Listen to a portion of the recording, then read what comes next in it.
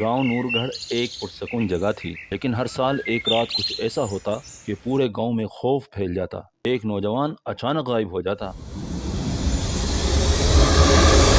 اور پھر کبھی بھی واپس نہ آتا۔ کچھ لوگوں کا کہنا تھا، ارے میاں، پتہ نہیں اس گھر سے ہماری کب جان چھوٹے گی۔ اس نحوست کی وجہ سے ہر سال ہمارا کوئی نہ کوئی ساتھی غائب ہو جاتا ہے۔ جبکہ کچھ کا کہنا تھا، ارے مجھے تو لگتا ہے بھائی اس جنگل میں کچھ ہے جس کی وجہ سے ہمارے ساتھ ایسا ہو رہا ہے۔ گہری رات تھی، ہر طرف سناٹا تھا۔ اچانک ایک چیخ فضا میں گونجی۔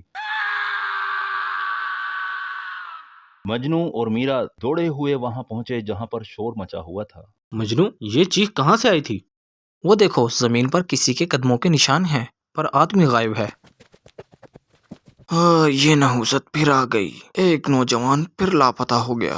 ہمیں کچھ کرنا ہوگا، یہ کوئی نہ کوئی راستہ تو ہوگا اس نحوست سے بچنے کے لیے۔ ہاں، کوئی نہ کوئی طریقہ تو ہوگا، آخر ایسا ہر سال کیوں ہو رہا ہے؟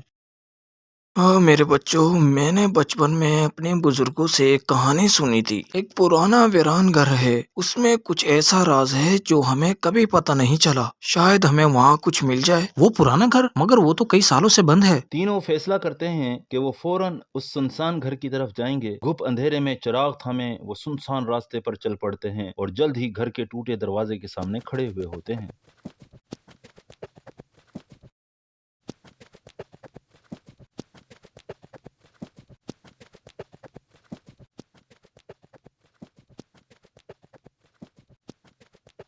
ہاں، یہ بہت پرانا لگتا ہے، اس پہ کچھ عجیب و غریب نشانات بھی بنے ہوئے ہیں۔ جیسے ہی میرا پتھر کو ہاتھ لگاتا ہے، رکو میرا، اسے جلدی سے پھینکو، یہ تم نے کیا کر دیا؟ اس کی آنکھیں حیرت سے پھیل جاتی ہیں۔ اچانک پتھر میں تبدیل ہو جاتا ہے۔ میرا، ارے نہیں میرا، یہ کیا ہو رہا ہے تمہارے ساتھ؟ حکیم شاہ جلدی سے پتھر کی طرف بڑھتے ہیں اور اس پر غور سے دیکھتے ہیں۔ وہ کچھ الفاظ منہ ہی منہ میں پڑھتے ہیں اور پھر آہستہ سے پتھر کو اٹھا لیتے ہیں۔ یہ کیا؟ مگر میرا پتھر کا کیوں بن گیا اور آپ کو کچھ کیوں نہیں ہوا بابا؟ یہ پتھر ایک قدیم لعنت سے بھرا ہوا ہے، جو بھی اسے بغیر حفاظت کے اسے چھوئے گا وہ پتھر کا بن جائے گا۔ لیکن میں نے اسے اٹھانے سے پہلے کچھ مخصوص دعا پڑھی تھی جو میرے بزرگوں نے مجھے سکھائی تھی، اس لیے مجھے کچھ نہیں ہوا۔ تو کیا اس لعنت کو ختم کرنے کا کوئی طریقہ بھی ہے؟ ہاں، یہ راز اس میں چھپا ہے۔ دیکھو، اس پر کچھ نام ظاہر ہو رہے ہیں، اگر ہم اس کا اصل نام اس کو پکاریں گے تو شاید ہمیشہ کے لیے ختم ہو جائے، اور یہ اصل نام ازال ہے۔ شاید تم اس کو اس کے سامنے پکارو گے تو وہ شاید ختم ہو جائے۔ یہ لو بیٹا، یہ نقشہ اور ایک تعویذ، یہ تمہاری حفاظت کرے گا۔ اب تمہیں سفر کے لیے نکلنا ہوگا، مگر خبردار، یہ سفر بہت خطرناک ہوگا۔ مجنو گاؤں سے نکل کر جنگل کی تاریکی میں قدم رکھتا ہے، جہاں ہوا میں سرگوشیاں سنائی دینے لگتی ہیں اور ایک خوفناک ہنسی گونجتی ہے۔ اچانک سامنے ایک دیو قامت مخلوق ظاہر ہوتی ہے، جس کی آنکھیں آگ کی طرح دہک رہی ہوتی ہیں۔ جو بھی یہاں آیا وہ واپس نہیں جائے گا۔ راکشش آگے بڑھتا ہے، لیکن جیسے ہی مجنو تعویذ کو مضبوطی سے تھامتا ہے، روشنی کی ایک چمک جنگل میں پھیل جاتی ہے یہ روشنی مجھے جلا دے گی۔ اور سایہ راکشش ایک چیخ کے ساتھ راکھ میں بدل جاتا ہے۔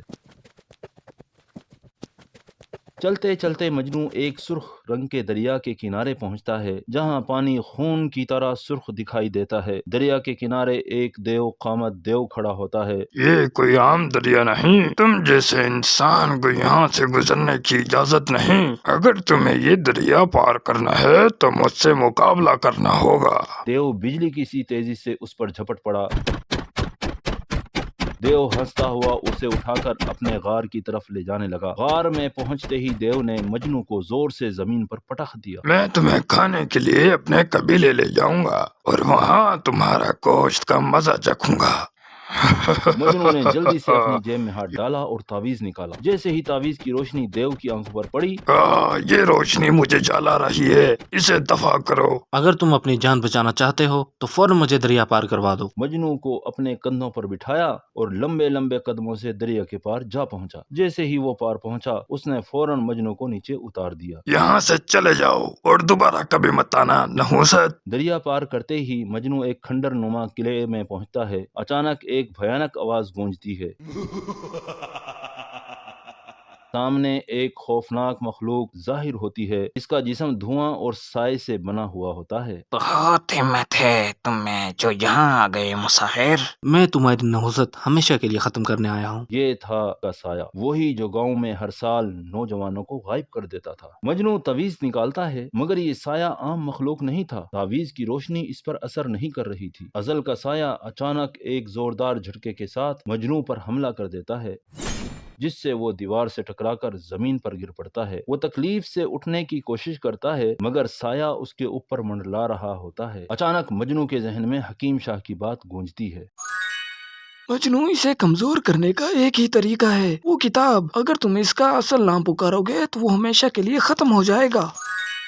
تھامل راز، لعنت کے بانی، میں تمہیں تمہارے نام سے پکارتا ہوں۔